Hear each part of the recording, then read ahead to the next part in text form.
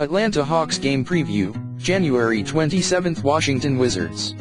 The Atlanta Hawks welcome the scorching hot Washington Wizards to Phillips Arena on Friday night. Do they have what it takes to slow them down? I'm still not sure that the last game the Atlanta Hawks played actually happened. It had to have been some sort of fever dream, right? The Hawks trailed by 10 points with 3 minutes remaining, but somehow came back to secure a 5-point victory over the Chicago Bulls. At one point during their furious comeback, they hit a three-pointer on 3 consecutive possessions. The win even managed to break an entire franchise, so that's something. The Hawks have no time to celebrate their exhilarating victory. Not with the high-quality amount that's next on their docket. The Washington Wizards roll into town, looking like a completely different team than the one Atlanta played earlier in the season. These two teams first met on opening night. Atlanta got the victory 114-99, thanks to 28 points from Paul Millsap and an 11-point, 19-rebound performance from Dwight Howard. John Wall struggled that night, finishing with just 12 points and 10 assists on 3 for 15 shooting. Side note, it's pretty amazing that a player has a difficult night and still records a double-double. Wall is quite good at basketball, huh? Anyway, the teams would meet again just 1 week later. This time the Wizards came out on top, 95-92. Bradley Beal led the way for Washington, scoring 28 points. Atlanta struggled offensively, shooting just 38.6% from the field and 20% from three-point range. Since those two match UPS, the teams have taken similar routes. Both teams struggled, appearing like they might fall out of the playoff race, before rising from ashes to assert themselves as actual contenders in the Eastern Conference. The Hawks are the 4th seed in the Eastern Conference with a 27-19 record. The Wizards are hot on their heels as the 5th seed. The Hawks have done it with defense, while the Wizards have done it with a high-scoring offense. After falling to 7-13 on December 6th, the Wizards have turned things around. Since then they've gone 18-7 to compile a 25-20 record. They're particularly dominant at home, posting a 19-6 record at Verizon Center. They've gone from laughingstock of the Eastern Conference to fighting for home court in the first round of the playoffs in less than 2 months. Scott Brooks and his team seem to have figured things out. John Wall looks like an MVP candidate, if Russell Westbrook, James Harden, and Kevin Durant didn't exist, and the rest of the pieces are falling into place. The Wizards are good, and Atlanta will have their hands full trying to beat them tonight. Think to watch for Atlanta? Will they stay hot from outside? The Hawks had quite a shooting performance on Wednesday night. They shot over 50% from the three-point line against Chicago, and 5 different Hawks made multiple three-pointers. When this team is hitting from outside, they're very tough to beat. Dennis Schroeder's penetration led to several of these open looks from three-point range, and Schroeder hit 4 three-pointers himself. Tonight he has his hands full with John Wall guarding him. Wall is one of the few guards in the NBA with a combination of speed, quickness, athleticism, length, and defensive IQ to give Schroeder trouble. The win even managed to break an entire franchise, so that's something. The Hawks have no time to celebrate their exhilarating victory. Not with the high-quality amount that's next on their docket. The Washington Wizards roll into town, looking like a completely different team than the one Atlanta played earlier in the season.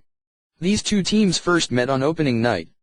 Atlanta got the victory 114-99, thanks to 28 points from Paul Millsap and an 11-point, 19-rebound performance from Dwight Howard. John Wall struggled that night, finishing with just 12 points and 10 assists on 3 for 15 shooting. If Wall can keep Schroeder out of the lane, the open looks from outside may disappear quickly.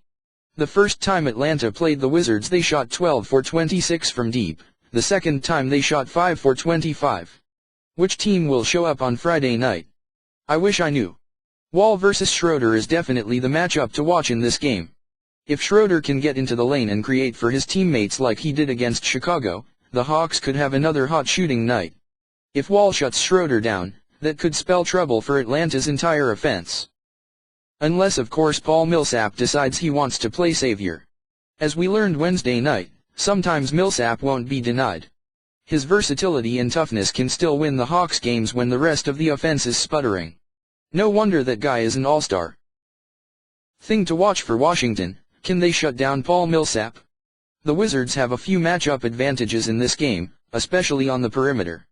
Kent Bazemore and Thabo Sefalasha will likely be asked to guard John Wall and Bradley Beal.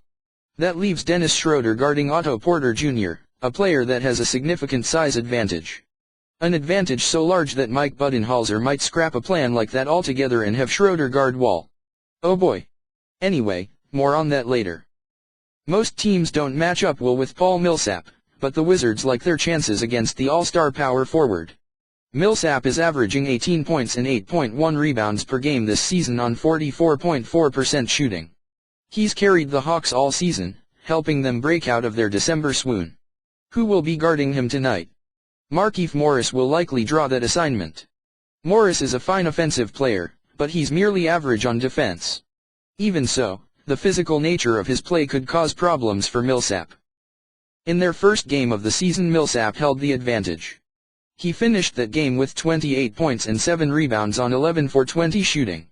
In their second matchup of the season, Millsap finished with just 16 points on 5 for 14 shooting. Morris' toughness seemed to affect Millsap that night. Consider this assessment from Osman Beg of Wiz of Oz.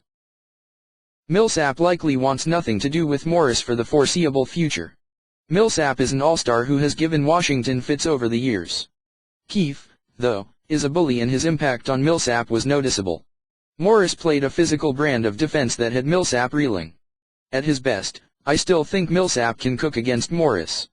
He's already done it once this season. Still, this matchup isn't as glaring a weakness for the Wizards as it is for most teams. Opposing player to watch, Otto Porter Jr. Casual fans may not be noticing, but Otto Porter Jr. has turned into a darn good role player. He's been outstanding this season. Kevin Arnovitz noted on the Low Post podcast that he should even be on the fringes of all-star consideration. I find it hard to disagree. His efficiency has been off the charts. Porter is averaging 14.2 points and 6.5 rebounds per game on 53.3% shooting and 45.6% from three-point range. That's pretty ridiculous. He's become one heck of a third option for the Wizards. Porter's breakout should be yet another lesson in patience when it comes to the development of young players. Porter's rookie season had fans thinking he was a bust. Now he's proving himself to be a valuable role player. Kevin O'Connor of The Ringer wrote an interesting piece about Porter's efficiency since last season's All-Star break. The biggest sign of his improvement has been his shooting. Prior to last season's All-Star weekend, Porter had shot threes at a 31.5% clip on 289 attempts over his career.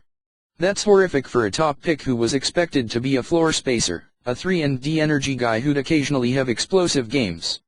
Now, suddenly, he is. As I mentioned earlier, Porter creates a matchup problem for Atlanta.